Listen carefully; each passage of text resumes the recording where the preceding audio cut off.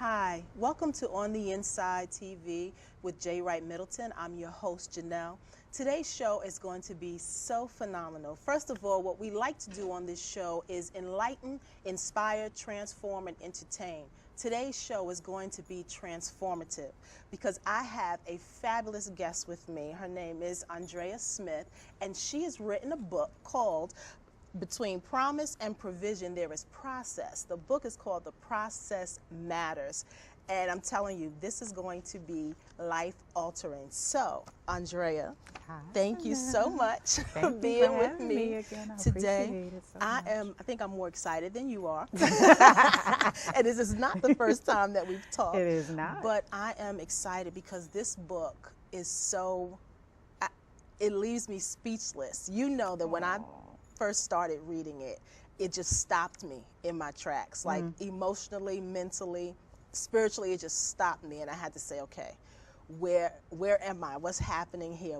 And that was just the first chapter. Wow. So I want to start by asking you, between promise and provision, there is process. The process matters. What does that mean? The process matters means that while there are many promises that God gives to us, and there is a provision behind that promise, that in between our grasping that promise and getting the provision is process. That there's a place in between where God deals with us, where he develops us, where he matures us, where he gives us understanding of the promise and the provision. And then he also gives us understanding of the bigger picture. Because sometimes, you know, as believers, the Bible says that the just shall live by their faith. Okay, and so we live by our faith every day. That's our mantra. That's what we do. Right. But what we don't understand is that our faith is more than just something that we use to believe for things. It's really a sustainer. Okay, so when you say it's a sustainer, we're not just believing for the house, the car, the healing, how does faith sustain us? Because we are trying to get stuff. We are. We are. We are. We're trying to gain. We're trying to have the abundant life. Right.